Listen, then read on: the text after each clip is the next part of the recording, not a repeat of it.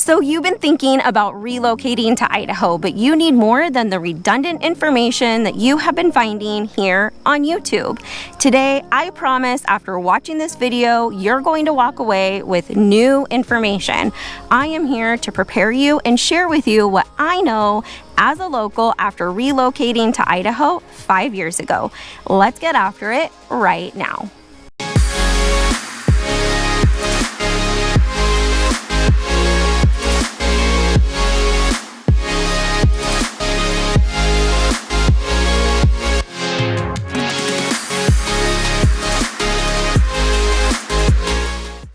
Hey there, my name's Rachel, and on this channel, I do my very best to teach you everything you need to know about working, playing, and living in Idaho. So go ahead and tap the subscribe button and click this little bell. That way you're notified each and every time I make a new video on relocating to Idaho. I am a licensed realtor here. As much as I love making these videos, I run the #1 relocation team here in Idaho. Give us a call, shoot us a text, or write us an email if you have any questions or if you're planning on relocating to Idaho. Let's chat. I am going to deep dive into what I have learned after relocating to Idaho 5 years ago, as well as helping hundreds of other families relocate here too. Now, the thing about this YouTube channel in particular is I have a very diverse population of people who watch. All ages, all walks of life, all genders. Gender what? What gender? Two distinct genders.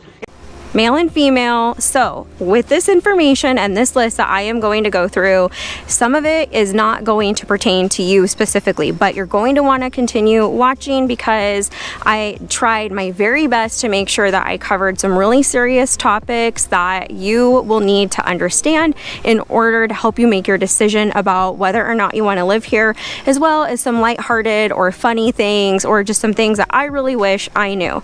A little bit about me and my perspective. I am a conservative prayer warrior mama. I run the #1 relocation team here in Idaho. I'm also the person who answers the phone. So I'm going to share the perspective and answer the questions of the people who are calling here. This is your community. Make sure that you ask questions in the comments below or provide information to the other people here who are turning in.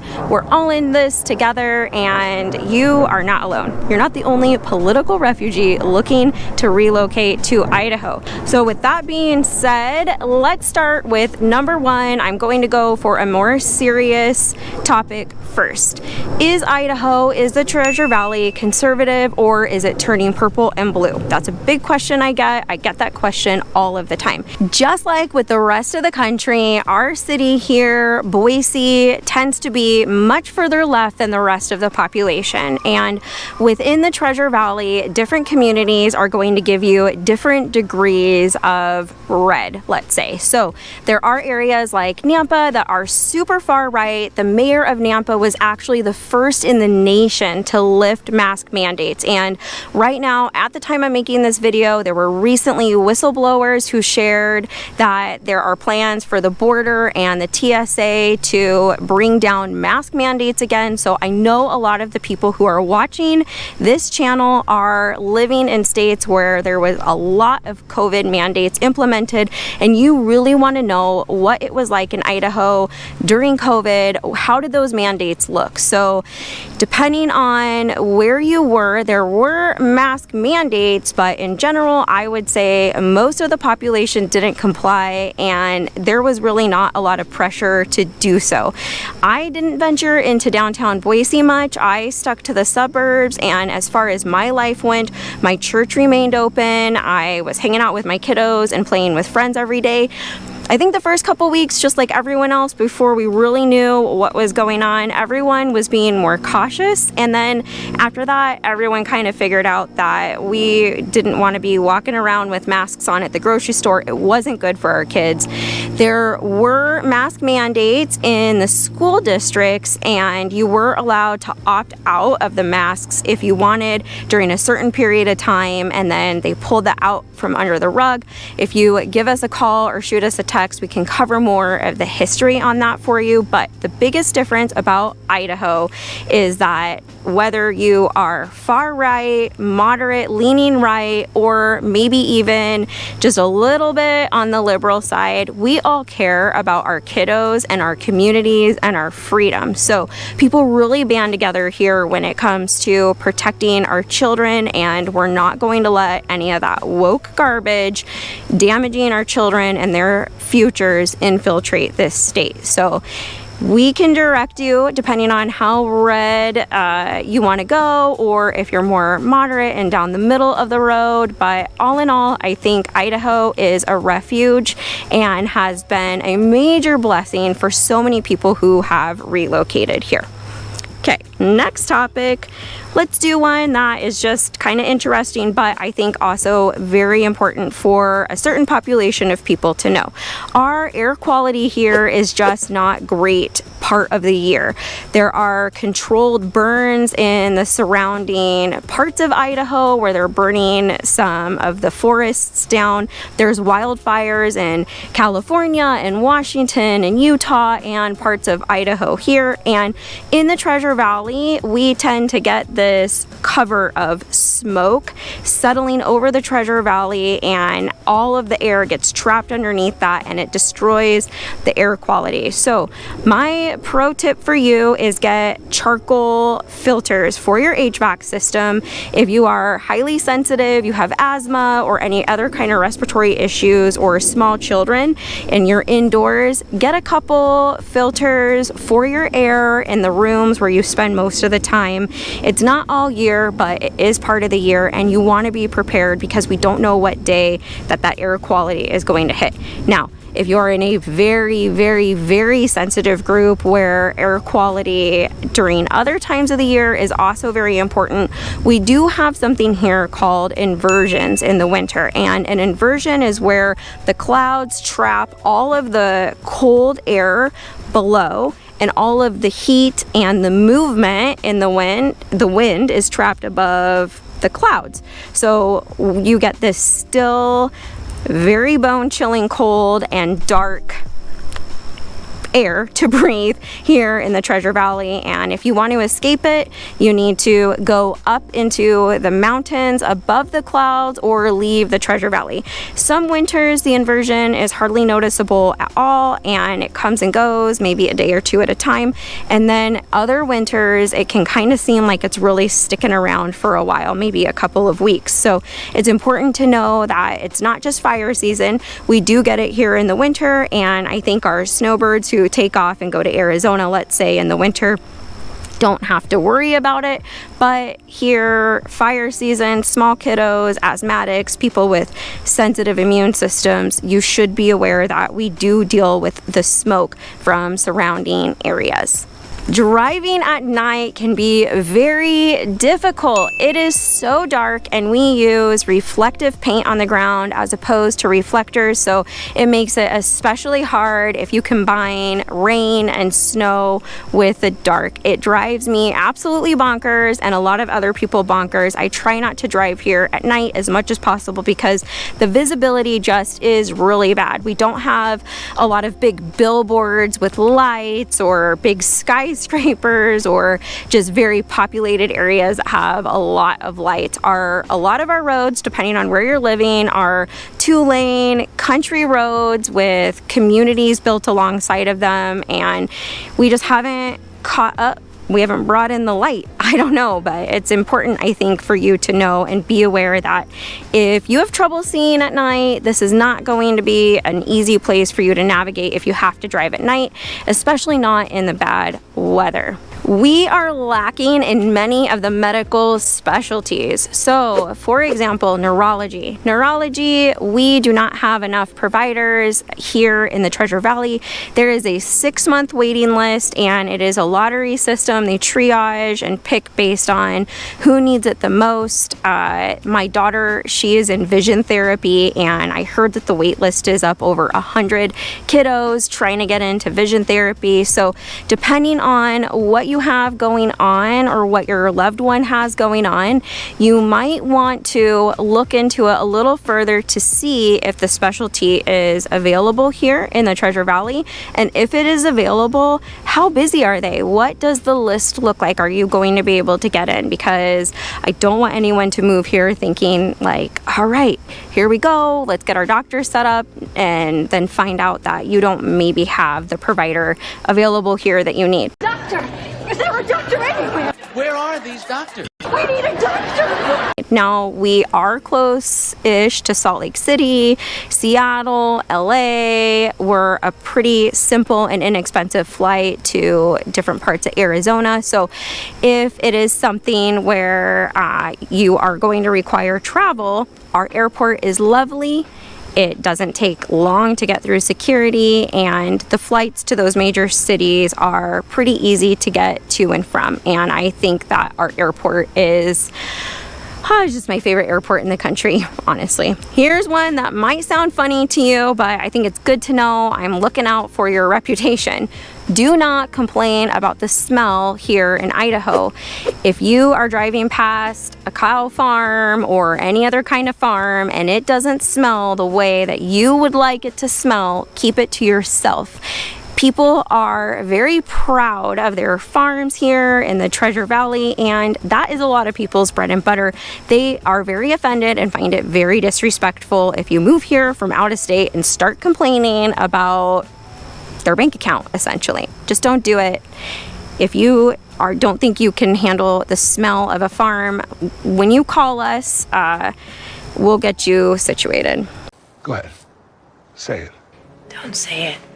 No. If you move here and you or your kiddos start to develop brittle nails or really dry skin or eczema, rashes, and you start to notice that you have yellow rings in your toilet that you just cannot eliminate, the water here is very, very, very hard, and it is very hard on your skin and hair. My kiddos, when we moved into our most recent house, I thought I'm gonna give it a shot for a few weeks and see if I really need a water softener put in here after having put one in my previous homes here in the Treasure Valley. And guess what? We did, and their skin cleared up pretty quickly. It was really bad though, and I felt terrible. It hurt just to put lotion on their skin. That's how badly cracked it was. So make sure that you are either purchasing a house with a water softener or you're prepared to put that in the budget. They can come out and test the water and see where you land, whether or not you need it, but more than likely here in the Treasure Valley, you're going to need it. And if you find that it's not affecting your hair and skin and nails, it's probably still affecting your appliances, and you're going to want one to help extend the lifetime and the quality or how well your appliances are working, because it is hard on those too. I mean, it was bad enough that I was washing my hair and my nail would break, my hair would get caught in there. Just get the water softener, people. Okay, if you haven't lived somewhere in the winter, you might not be aware that you need to blow your sprinklers out before the first freeze. So they come in and they blow the water literally out of your sprinklers. Now, people from back east laugh at us and think it's really funny that we're blowing the water out of their sprinklers, because that's not something they do back east, where it is brutal, I guess you're kind of brittle winters, and they don't do that there. So they're kind of like, you're crazy, why do you do that here? At one point I thought, you know what, maybe they're right, we don't need it. And I actually met someone recently who did have a massive problem because they did not blow their sprinklers out. So now, pro tip, just blow them out. It's $75.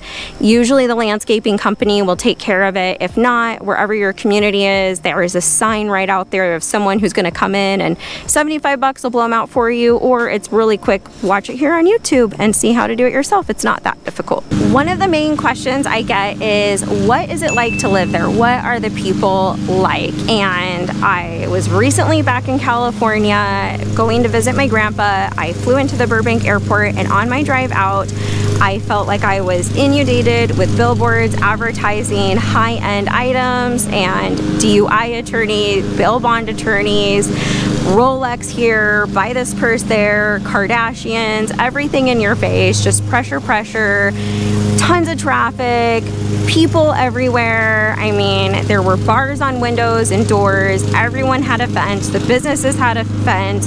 The businesses had lights in the windows, and I just felt like, gosh, I feel very blessed to be in humble Idaho. Here, things are about slowing down, they're about community.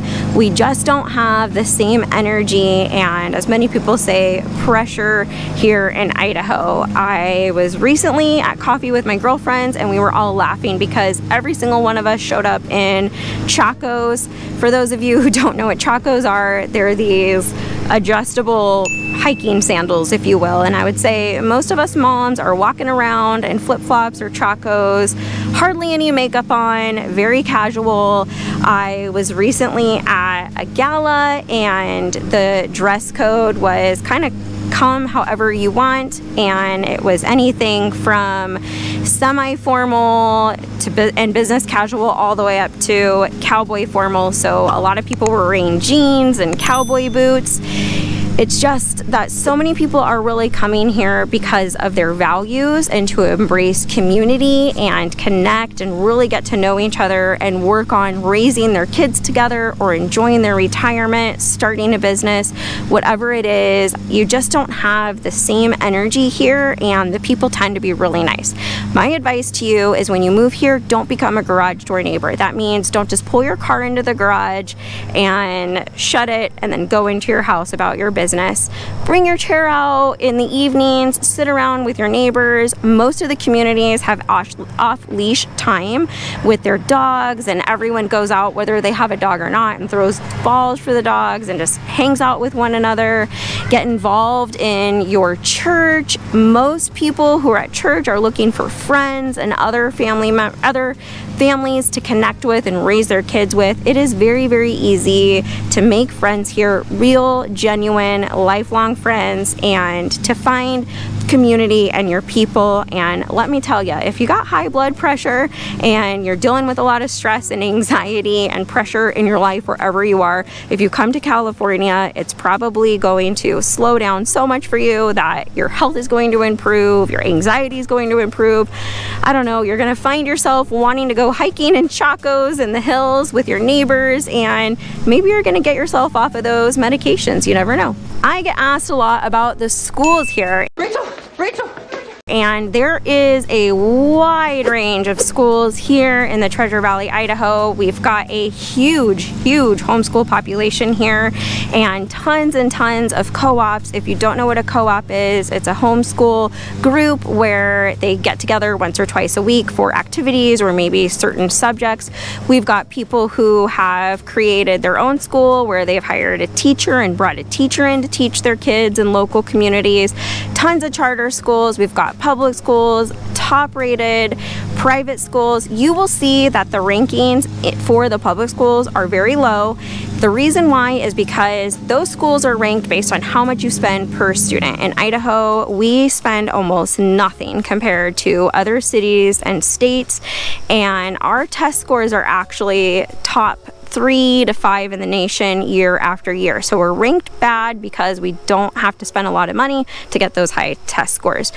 Now, I get a lot of people asking, are the schools woke? Are they going to teach my kids crazy things that I don't want them to know? Because we're trying to move away from that. Now, the public schools here are government schools. The difference is the community comes together and says no to the really extreme things, and the community is really fighting to keep those things out of our kids' young, innocent minds and lives. We don't want them to learn anything about values and faith in the public school. We want them to learn about math and ABCs. And I mean, I'm sure we would love for them to learn some good values, right? But not the values of the government. So here you are going to see some of it. The difference is that the community fights it, and in general, the teacher teaching your kid probably is not on board with a lot of that stuff. Now, as far as COVID goes and vaccines go, they did have during COVID a lot of people pull their kids out of some of the more desirable school districts because of the mask mandates.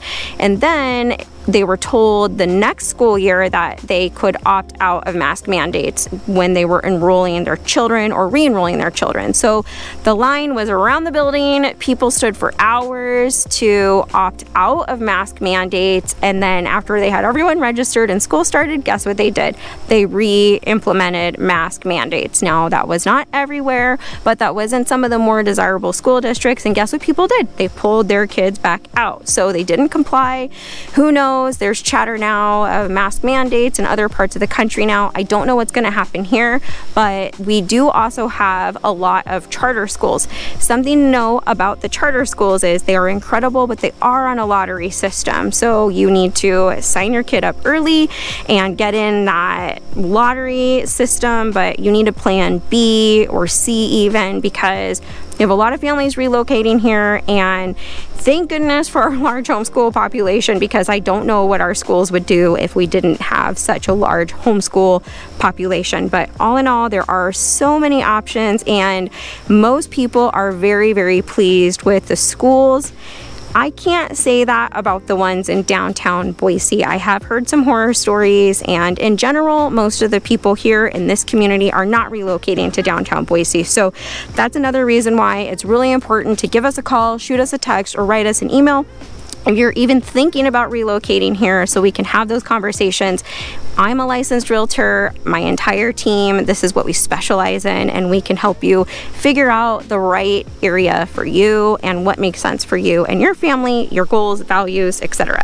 This one's kind of funny, but I'm gonna save you a lot of money by letting you know ahead of time that it is totally normal. Your water might smell like rotten eggs sometimes. Stinky. Stinky? And this is true in brand new houses also.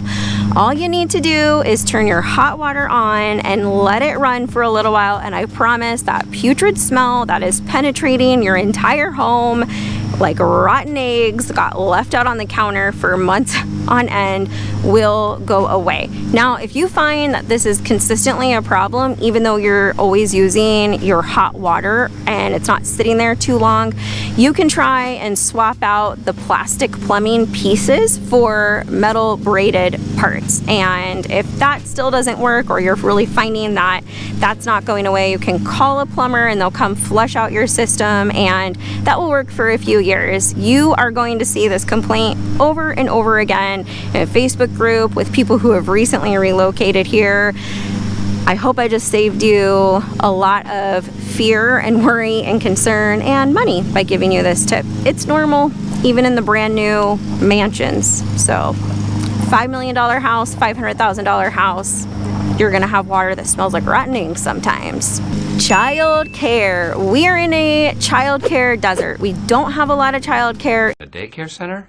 What's daycare? Babysitters? No. If you have kiddos that are going to require preschool or child care so that you can go to work or run your business, definitely reach out to us, because we need to figure out where it is you're going to live and get you on those child care lists. They are a dime a dozen around here, and sometimes the lists are a couple years long, and people are finding that they really wish they knew way in advance that there were not a lot of childcare options. With that being said, because we've been identified by the government as a childcare desert, there are tons of grants and things that the local government is doing here to help people open childcares and preschools. So if you have a passion for kiddos, or you've always thought, gosh, I would love to teach the little ones, then you might be interested, and many people would thank you for opening a preschool or a child care here. But another thing, definitely give us a call. Don't get yourself in that pinch.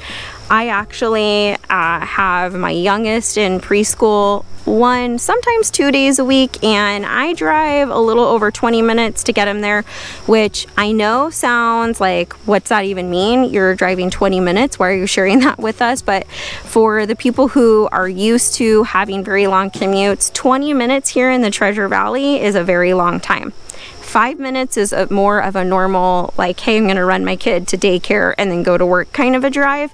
20 minutes means I'm taking them out of town, and the traffic patterns here are just very different. And I get actually a lot of people who say, you know, I'm so used to being in my car 3-4 hours a day. I don't really care where in the Treasure Valley I live as long as I like my neighborhood and my house. And then they come here and I'm like, trust me, once you reduce your drive time down and you see that you can reduce it down even further, you'll want to opt for that. So let's just try and find you a community that is going to keep your commute down as much as possible from day one. That way you're not relisting your house in a year or two to move 5 miles a different direction, right? Tips. I think it's really important for people from out of town or relocating here to know that our servers make about $3 an hour. They depend on tips. Now, if their tips don't meet minimum wage, they are cut a check for their hours based on the minimum wage here in Idaho. But in general, I think it's really important for you to be aware that they're not really getting paid an hourly wage. They are working for tips, and that means you're getting really exceptional service because they are trying their best to earn that money. So the service here in the Treasure Valley at our restaurants or anywhere where people are working for a tip, our baristas, it's pretty stellar in comparison to other places. They're fast, efficient, and friendly, and everywhere you go is very clean. People are overall happy, so you're gonna find that your experience dining out here is great. In addition to that, and this isn't in my notes, it's very affordable to eat and drink in the Treasure Valley at a restaurant in comparison to other places. People are always blown away by the fact that we can get an appetizer, a drink, dinner, and maybe a couple desserts for the table to share, and you can have a table full of people and spend about $100 doing so in a nice restaurant. So yeah, tips, make sure you tip your server. It's just a courtesy thing, and they're serving you for free if you don't. Additionally, courtesy, people here want you to put your shopping cart away. I know that there is parts of the country where shopping carts are left in the spot for the next person. Here in Idaho, we take a lot of pride in our cleanliness and the fact that there's just no trash, graffiti, people sleeping on the street. Everything is like pretty and shiny and new and well kept up, and people want the carts put away. It's considered rude here in the Treasure Valley to leave your shopping cart out, so don't be that guy. Put your shopping cart away, or if you see someone walking with their shopping cart and you just got here, go take their shopping cart from them and use it. People will love you for it, and it's just only going to help keep what is so special about the Treasure Valley alive and well. This one's going to make many of you scratch your head or be like, wait a minute, I don't know if I trust a mom who says don't worry about it, but I'm going to tell you, you're going to see a lot of kids jumping off of many of the bridges here into the Boise River. It can make your heart stop a little bit if you're not used to seeing something like that. In general, most of the spots where they're doing it, it's okay and safe, and many generations before have done it. I'm actually going to throw up a little bit of B-roll here of my brother and I jumping off the bridge in the Boise River one of the times that we were floating the Boise River. So the Boise River runs through the Treasure Valley, and it's our green belt. We've got sidewalks, paved paths. People float the river. They are fly fishing in there, swimming in there, having picnics, going on runs.